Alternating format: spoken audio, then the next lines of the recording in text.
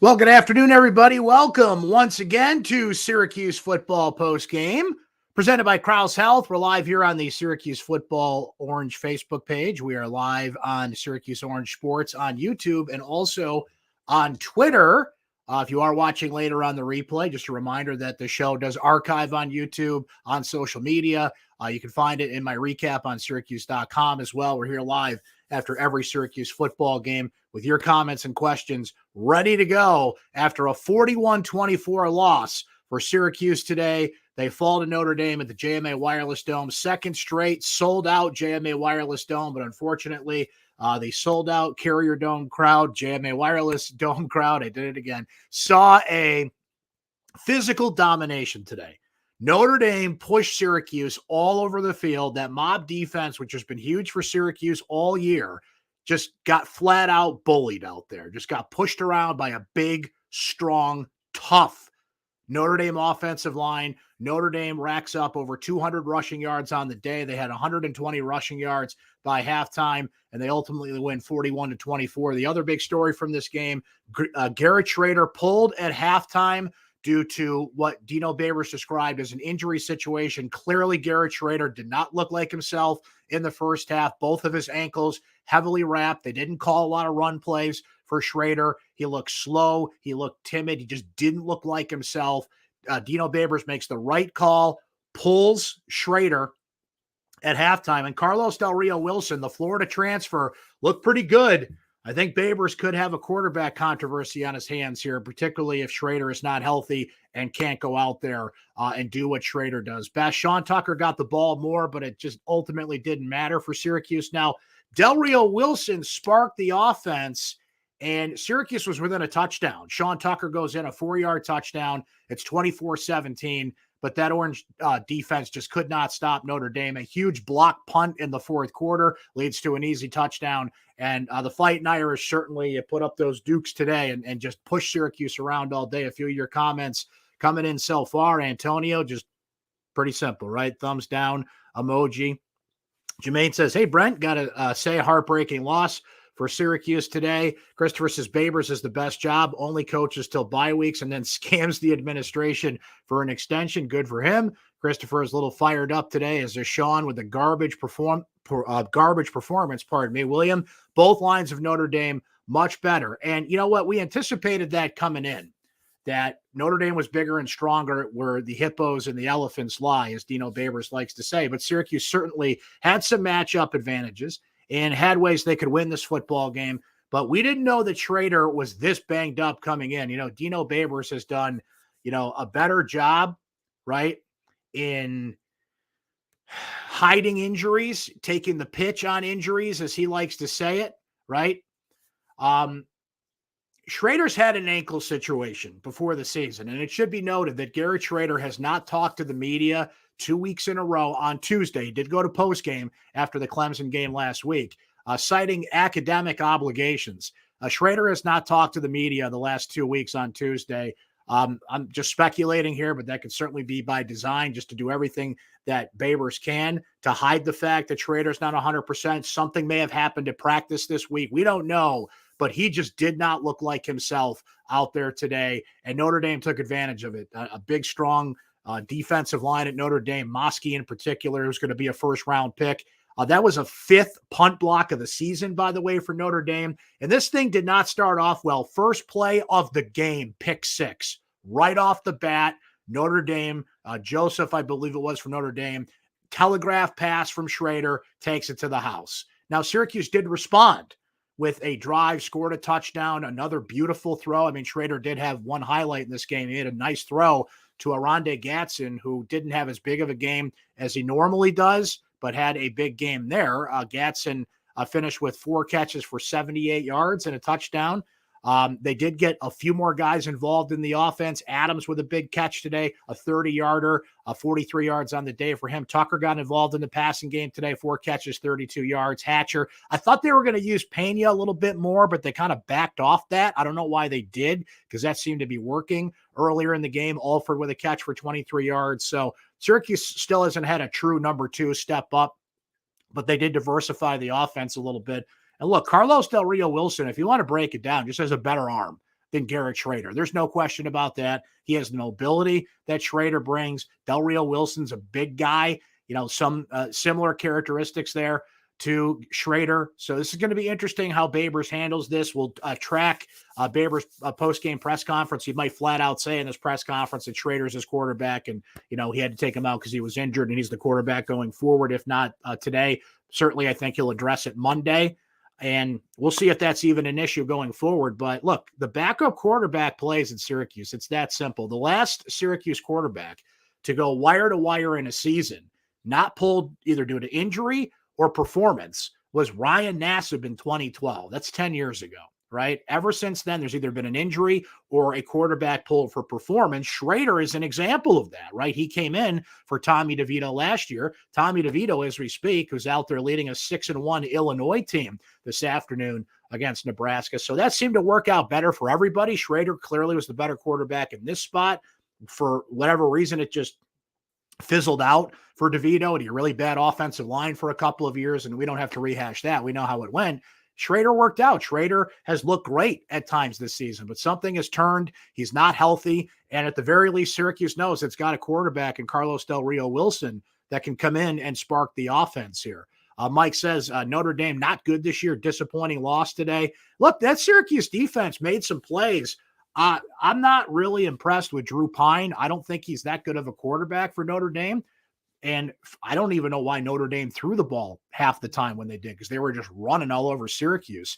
But he made the throws he had to. Michael Mayer didn't even have that huge of a day today for Notre Dame. They're all-world tight end.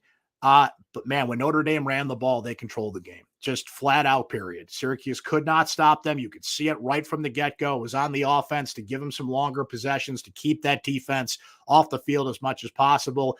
It just didn't work. I mean, that mob defense has been great for Syracuse this year, but Notre Dame gets a takeaway. They had one of the worst takeaway rates in the country this year. Another block punt, their 5th of the season. They actually have more block punts than they do takeaways this year, and that sunk Syracuse's battleship at this point. David says, we saw a ton of wide receiver drops today, but other guys aside from Gadsden in the passing game were getting involved. David, that's a great point. There were some drops today, but I think the trade-off there is we were seeing some other names targeted. Even before Del Rio Wilson came in, honestly, Schrader was looking around for some other receivers as well. Kevin says, got hurt at the end of the Clemson game, you knucklehead. What do you mean hiding injuries? He limped off the field at Clemson. Pay attention. All right. I don't think you got to go to name calling there, Kevin, but I guess this is the internet. So expecting better from people. Maybe I'm a little naive there. Brent Garrett isn't that good. Del Rio Wilson by far better. He will be the starter. I mean, we'll see about that. These guys are pretty loyal to quarterbacks. And in this game, as it's noted here by Michael, I knew Schrader was hurt after that hit. So there was a hit in this game where he went down. Not only did somebody step on his ankle, somebody's knee from Clemson smacked him in the helmet. I don't think that affected his play. And when Schrader got back up after that play, he stumbled. Like you could definitely tell his ankle was hurt. The knucklehead here didn't note the play at the end of the Clemson game. Schrader had an ankle situation from earlier this season. I remember a press conference he came to, 4 or 5 weeks ago, where he was clearly limping and clearly not 100%, right?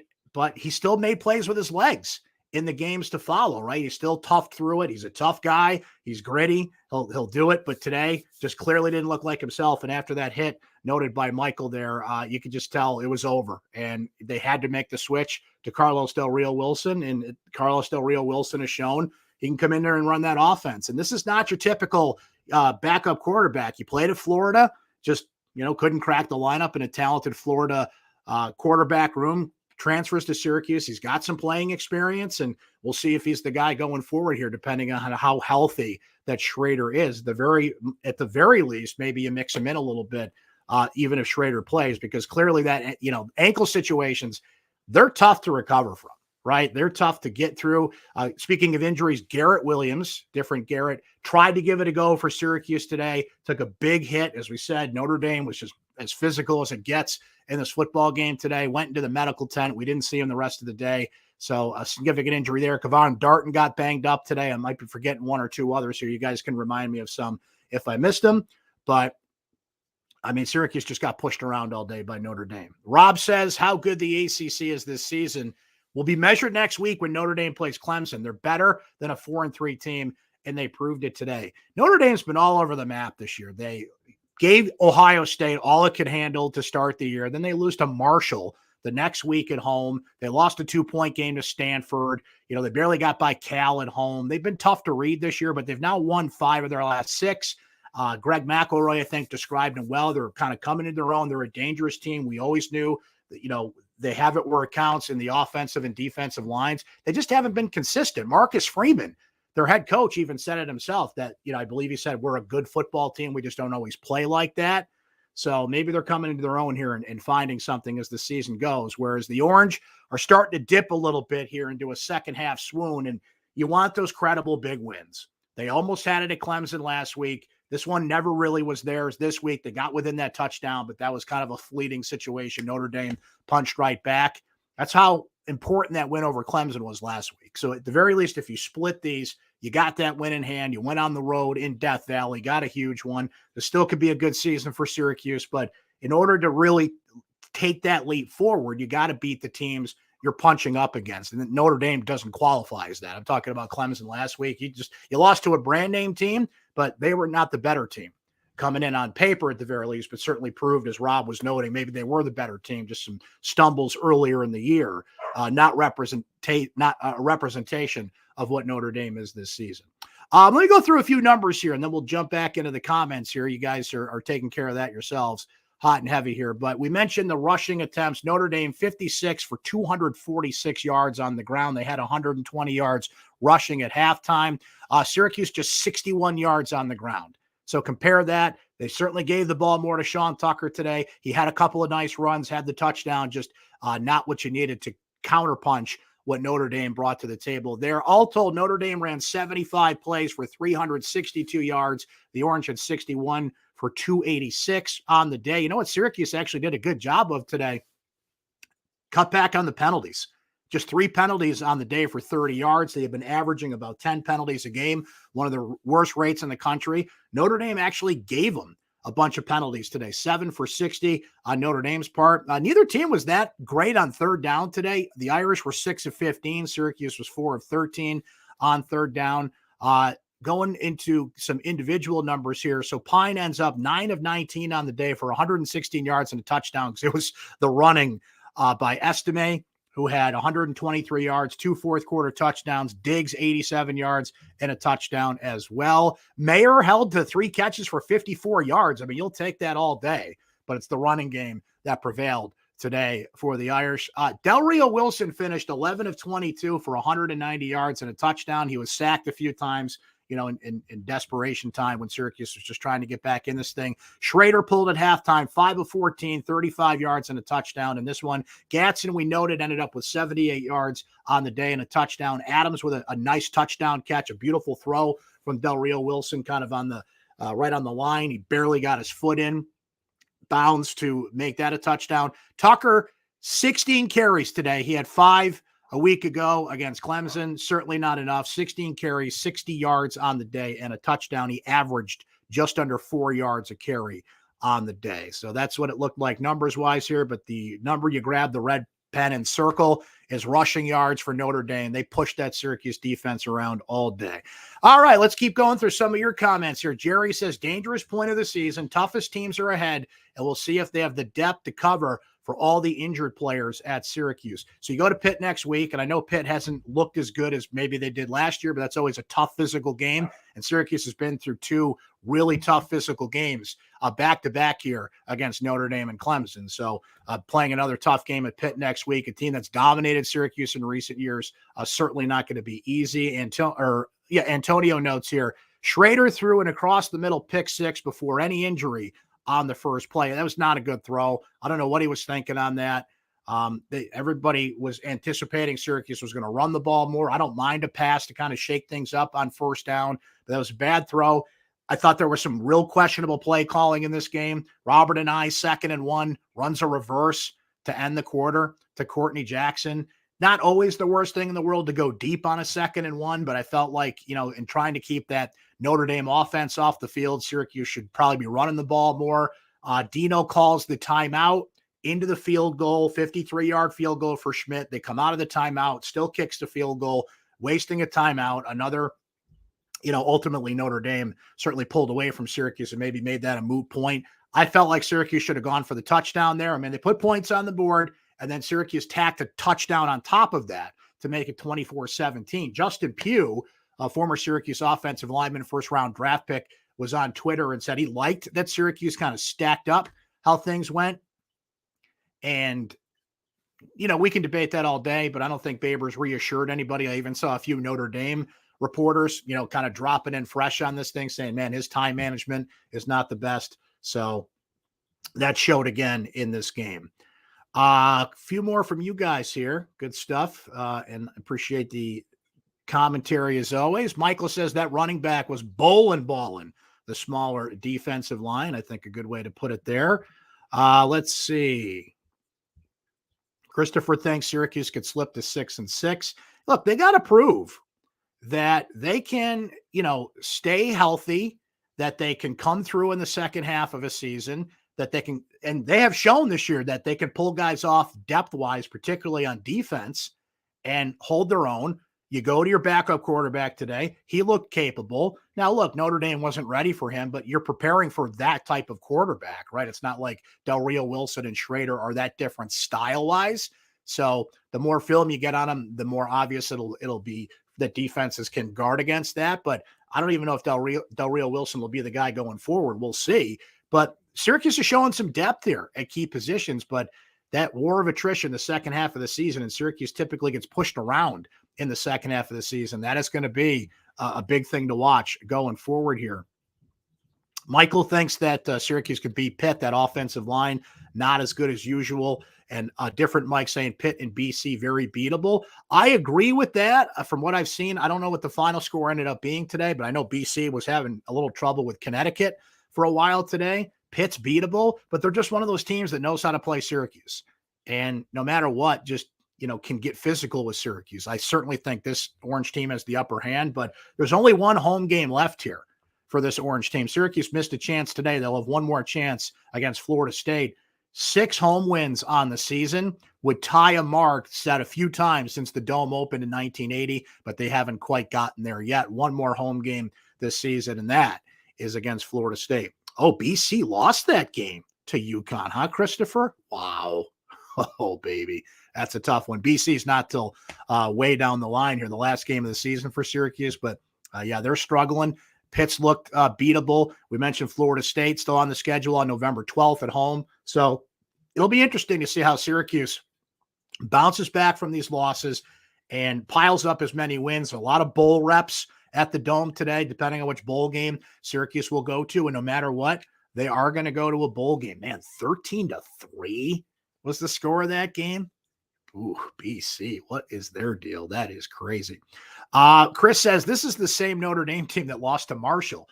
Chris, I was saying that earlier. Like, you just can't get a read on this team, and sometimes that's dangerous. I talked to Eric Dungy on the radio weekly here in Syracuse, and he said that coming into this game, that those are the teams you don't want to play, that you don't know what you're getting. If anything, with consistent teams like last week, Clemson and other teams, like you kind of know what you're ready for and you can go into it. Notre Dame's been all over the map this year, but you did know they could run the ball. You did know they were physical on the offensive line, but sometimes there's just nothing you can do about it, right?